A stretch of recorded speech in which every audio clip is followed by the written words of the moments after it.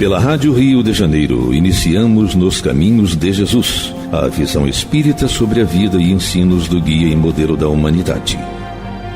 Produção e apresentação, Paulo Guedes. Olá, ouvintes, eu sou Paulo Guedes, estamos dando início a mais um programa Nos Caminhos de Jesus. Hoje estaremos falando sobre a passagem que está no Evangelho de Mateus, capítulo 22, versículos de 8 a 10, que é a terceira parte da parábola do convite rejeitado ou parábola das bodas, né? Cada lugar se chama com um nome. Vamos ler então os versículos para que a gente possa encerrar aí esse estudo dessa parábola, né? Então disse aos servos: as bodas, na verdade, estão preparadas, mas os convidados não eram dignos. E depois as saídas dos caminhos e convidai para as bodas a todos que encontrardes. E os servos, saindo pelo caminho, juntaram todos quanto encontraram, tanto os maus quanto os bons. E a festa nupcial foi cheia de convidados. Na verdade, eu não vou acabar hoje não, gente. Tá? Semana que vem que a gente vai poder terminar essa parábola. Então, é o que eu estou falando. A gente não está com pressa. A gente tem estudado, porque como a gente estuda cada versículo, cada frase, então eu tenho usado aí 2, 3 versículos de cada vez, e essa parábola é uma parábola grande, a gente está fazendo com que dê bastante aí, vai dar 4 programas, como as outras parábolas têm dado em torno de 3, 4 também. Então vamos seguindo aqui. E aí os convidados não eram dignos. Mateus aqui emprega a palavra dignos para indicar aqueles que Deus aceita, segundo se vê também em Mateus no capítulo 10, versículos 11 e 13. Entre os islamitas, recusar-se a atender a uma festa de casamento, uma vez que foi convidado, é considerado um transpasse contra a lei de Deus, é um afronte, né?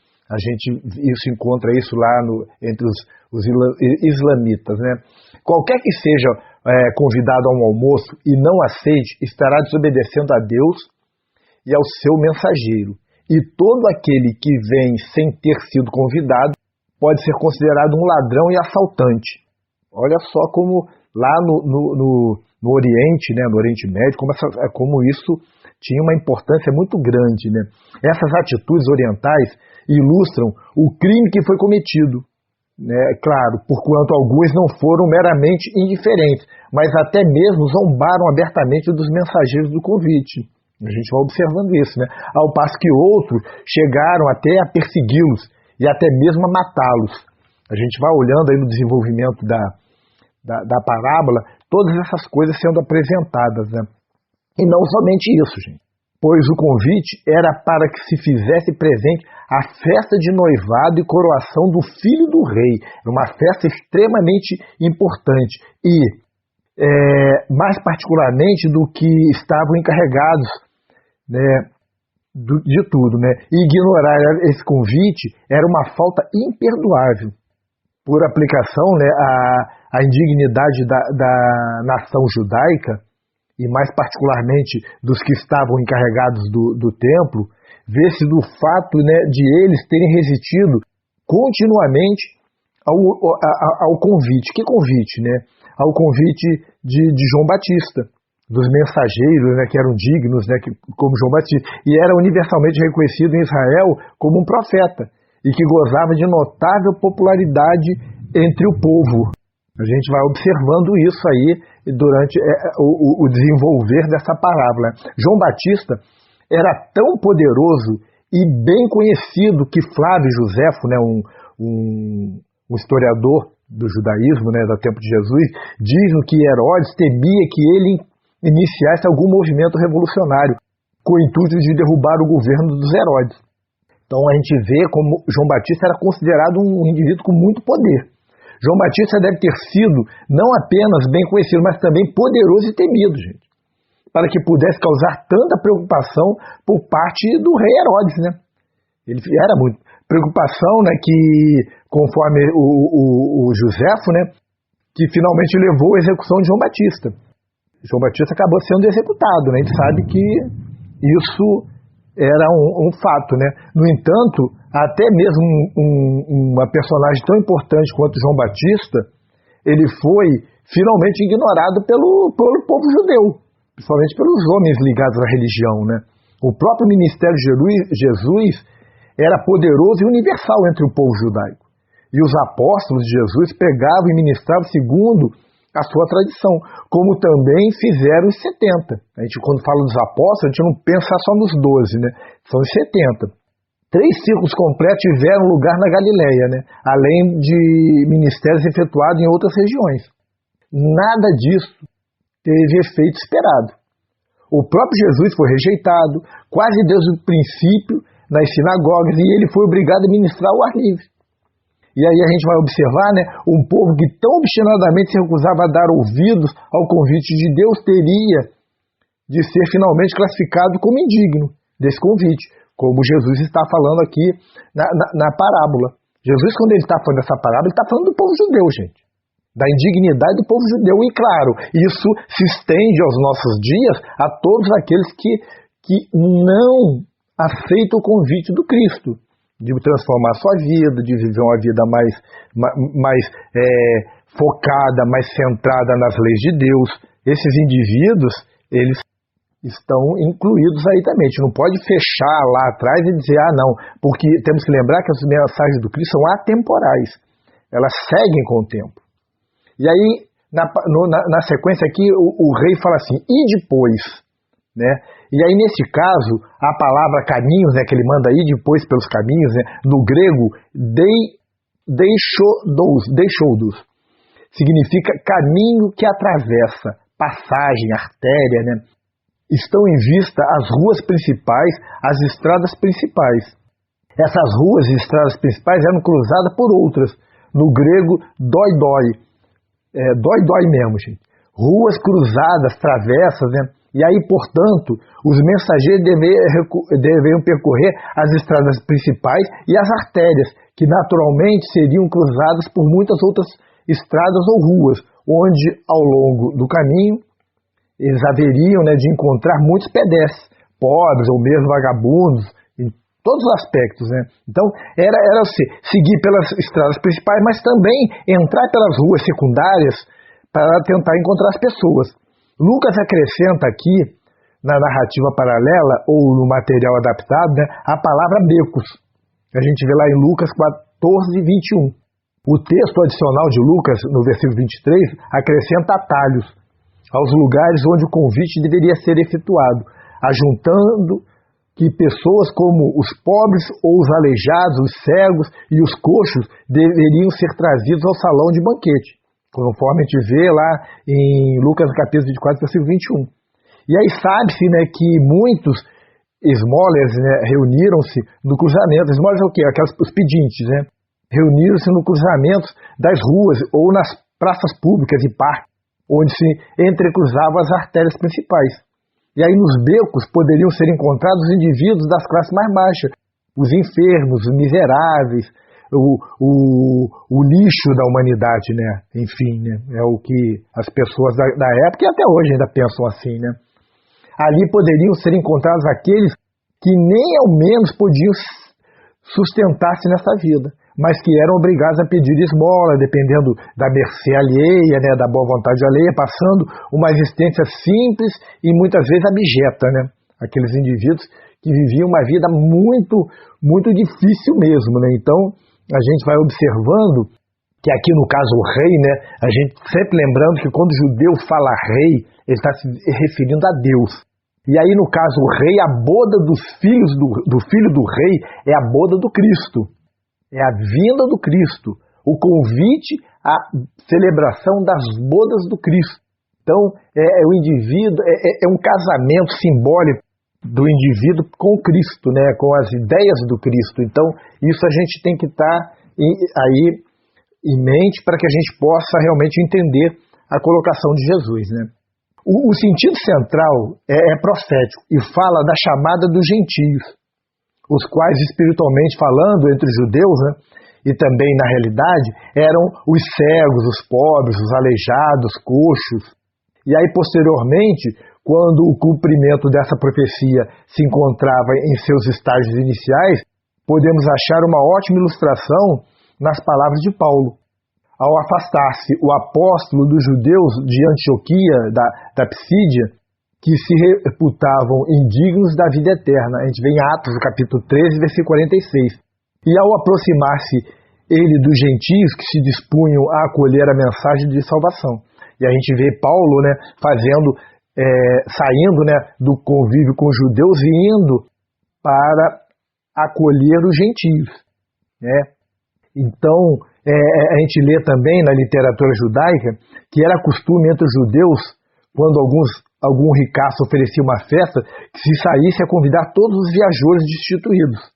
Então a gente vê isso também. E esse versículo implica no caráter universal da proclamação eventual do Evangelho, gente, que finalmente haverá de espalhar-se pelo mundo inteiro e que naturalmente influenciará todos os tipos de sociedades e povos, mas que de fato visará principalmente as classes mais humildes e pobres.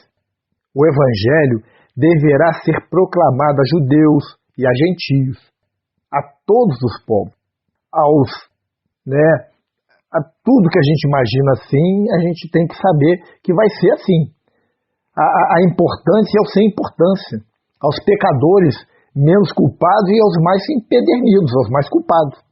Aqui, pois, é ensinada a universalidade do convite que Jesus está fazendo, embora a ênfase recaia sobre o grupo que mais facilmente ouviria e aceitaria esse convite. Mas é um convite universal, a todos.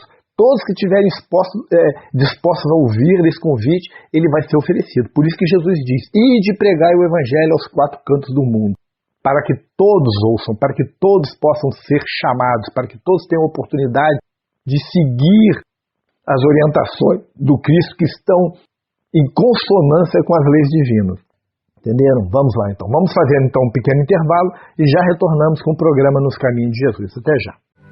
Estamos apresentando Nos Caminhos de Jesus, a vida e ensinos do guia e modelo da humanidade. Apresentação, Paulo Guedes. Estamos de volta.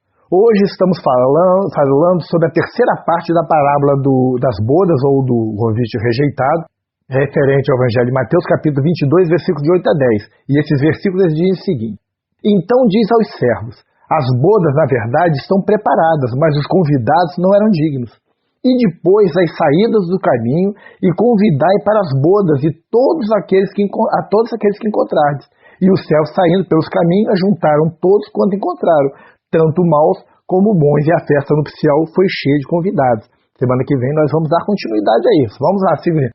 Reuniram todos. Uma vez mais fica entendido, como também na parábola da rede de pesca em Mateus, no capítulo 13, versículo 47 e 48, que nós já estudamos, que diversas coisas estão em vista. Primeira, que a mensagem do Evangelho seria universal e que ninguém ficaria fora da possibilidade de suas bênçãos por causa de pecados ou crimes anteriores. Essa é uma grande mensagem, gente, de consolo que faz parte do Evangelho. Somos ensinados que a dignidade é determinada, em primeiro lugar, pela aceitação do convite, que a dignidade contínua deve tornar-se realidade mediante a santificação progressiva do indivíduo. Nós temos que buscar a santificação. O que é buscar a santificação? Fazer a reforma íntima. E que a transformação segundo a imagem de Cristo seria uma consideração posterior, ministrada por próprio Deus, mediante o seu Espírito. Nada obstante, né, gente, a ninguém se negligenciaria por parecer digno ou por ser corrupto, malvado e malicioso. Todos vão ter a oportunidade, todos podem fazer a transformação, todos podem buscar um outro caminho. Segundo, alguns interpretam que daqui se deve concluir que a igreja deve ser caracterizada por tais elementos, aí falando em igreja, né? Mas isso equivale a perder de vista o ponto central do ensinamento de Paulo, onde a ênfase é que é Deus, ao operar por meio de Cristo, no Espírito, né, transforma qualquer personalidade e que a própria santidade divina se irá formando no íntimo de todos quantos aceitarem o seu convite. É a transformação de todos que aceitam o convite. Não é a intenção de Deus deixar intocáveis os maus elementos que porventura venham participar da sua igreja, né? do cristianismo, daqueles que buscam a Deus de alguma forma no mundo, talvez visto por Deus como uma comunidade religiosa, visto que esse é o palco da pregação do evangelho, do convite, e é mais extremas, né? Mas jamais o Senhor tensionou, né, que essa situação caracterizasse a sua própria igreja. Não obstante, partindo-se de uma observação prática, nota-se, né, que essa condição realmente existe nas instituições, na igreja, né, porquanto alguns jamais se convertem verdadeiramente e se encontram no seio do cristianismo por motivos que não são espirituais. Tem muita gente que está dentro das igrejas, dentro dos templos espíritas, e que não são por motivos espirituais. Alguns acham que a casa espírita é um clube social, onde se encontram, onde riem, batem papo. O fato de elementos bons e maus persistirem dentro das instituições cristãs não prova, entretanto, que esse tinha sido o plano de Deus para as suas instituições religiosas. E nem que a mistura retratada por essa parábola tencione ser um quadro da condição que Deus espera que finalmente se fixem em sua igreja e suas instituições. Deus não quer isso. Deus quer que as pessoas que estejam dentro das instituições realmente estejam ali fazendo a sua reforma íntima, e não qualquer tipo de pessoa, no que diz respeito à moral. Desde que o indivíduo queira fazer a transformação moral, pode ter cometido os maiores erros. Ele tem o direito de se transformar e seguir o caminho de forma muito mais firme e forte, porque dentro de uma instituição ele está muito mais próximo de Deus, porque é um lugar onde a gente tem o amparo, as pessoas todas estão, pelo menos deveriam estar, né, com o mesmo objetivo, que é se espiritualizar. Isso é fundamental. Vamos lá. Reuniram todos. Aqui fala que depois deles saírem pelas ruas, reuniram todos. Paralelo às ideias apresentadas nessa parábola, né, encontra-se em outras seções que falam sobre o chão, onde o trigo e a palha com frequência são misturados. A gente pode ver isso em Mateus capítulo 3, versículo 12. A rede que recolhe todas as variedades de peixe bons e maus. A gente vê isso em Mateus capítulo 13, versículo 48. O campo, onde crescem o trigo autêntico e o falso, o joio e o trigo, né? Mateus capítulo 13, versículo 26 e 27. A casa, onde podem ser encontrados os sábios e os insensatos. A gente vê isso em Mateus no capítulo 15, versículo 1. E o rebanho, onde se acham tantas ovelhas como os bodes. A gente vai ver isso lá no final, Mateus capítulo 25, versículo 33, que é a separação do bode das ovelhas e dos bodes, né, ou dos bodes das cabras, né, dependendo da tradução. A este ponto, a apresentação do material dessa parábola, por parte de Lucas, é essencialmente paralela. Mas aqui os autores começam a fazer sua adaptação pessoal. No Evangelho de Mateus encontra-se a porção adicional que descreve as ações do rei, ao descobrir que não tinha uma veste apropriada. A gente verá isso semana que vem. No Evangelho de Lucas não é apresentado um convite adicional, porque ainda há lugar.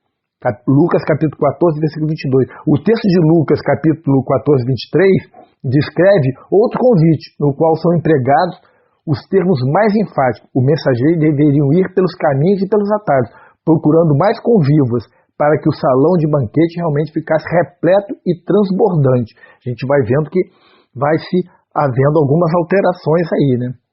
Isso enfatiza, gente, a urgência da mensagem, bem como o seu caráter universal. A urgência, né, de chamar as pessoas a se transformarem.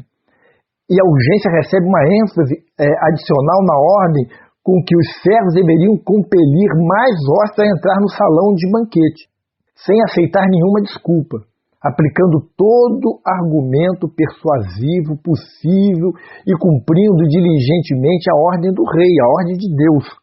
A ideia provável é de que não deveriam deixar de lado os pobres, os cegos, os desprezados, por sentirem tratar-se de pessoas indignas ou sem importância, porque não é isso que diz se a pessoa tem dignidade ou não, é as suas atitudes, né? E a gente vê essa mesma palavra conforme é usada em Mateus, no capítulo 14, versículo 22, em Atos, capítulo 26, versículo 11, em Gálatas, capítulo 16, versículo 12. A principal intenção de Lucas, nesse segundo convite, foi de salientar ainda mais a salvação dos gentios e a urgência desse propósito divino. Então a gente vai observando essas coisas, né? Como a mensagem ela realmente é universal. E aí fala sobre a veste nupcial, né? Segundo praxe entre os judeus e aqueles que aceitavam o convite para um banquete, deveriam usar um traje limpo e apropriado. Não existe nenhuma evidência convincente de que nenhum traje especial fosse fornecido para os hóspedes, quando esse evangelho foi escrito. E esse pormenor, sem a menor dúvida, ilustra a provisão da justiça de Deus. A passagem de Apocalipse, lá no capítulo 19, versículo 8, ele fala do fornecimento de linho fino para os santos. Os escritos rabínicos usam as vestes finas como símbolo de arrependimento e de justiça. E a gente tem que entender aqui que essa veste nupcial significa o perispírito. Porque o perispírito da gente é que vai indicar se estamos dignos ou não de entrarmos na festa.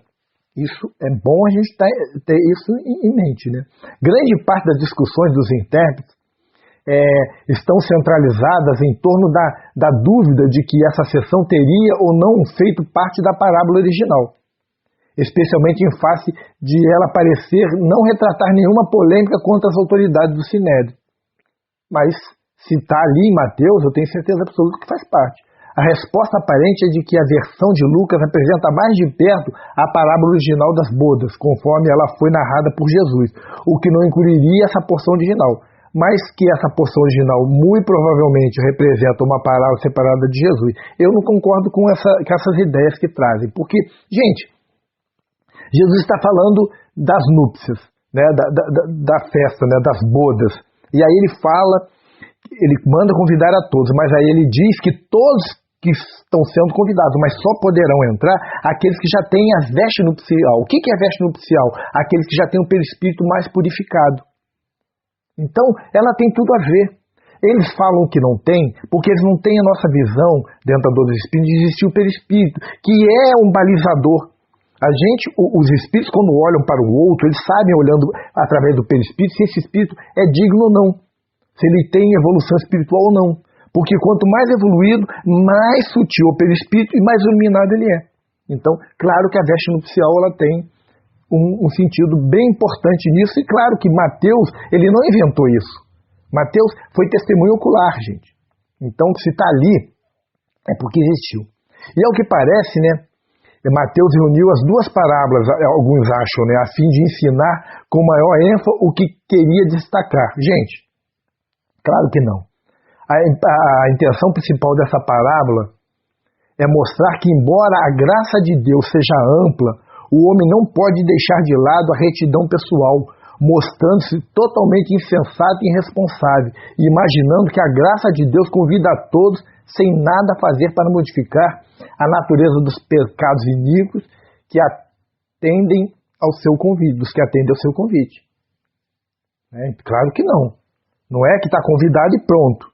O destino da existência humana é a transformação do redimido segundo a imagem moral e metafísica de Jesus Cristo, gente. E não tem sido ainda aplicada a graça real, nem a justiça. O autor desejava ilustrar o fato de que o judaísmo de seus dias não produzia essa justiça, advertindo igualmente que a mera aceitação do convite não garantia necessariamente a aceitação e a aprovação de nenhum conviva por parte de Deus. Não é porque você é convidado que você já está dentro das bodas, não é isso. Você tem que estar em condições. Você é convidado e a partir do convite você começa a fazer a tua transformação moral, aprende sobre as leis de Deus e começa a vivenciá-las. E aí você vai adquirindo as condições para entrar no reino, para entrar na festa, para conviver com os espíritos superiores. Esse é o objetivo. E é isso que Jesus está falando aqui nessa parábola. Por isso que quando fala das vestes nupciais, elas têm importância sim, porque elas identificam quem é quem. Isso é muito importante a gente registrar. Vamos ficando por aqui. Semana que vem nós estaremos mais uma vez reunidos com o programa Os Caminhos de Jesus. Até lá, se Deus quiser. A Rádio Rio de Janeiro apresentou Nos Caminhos de Jesus, a visão espírita sobre o guia e modelo da humanidade. Produção e apresentação, Paulo Guedes.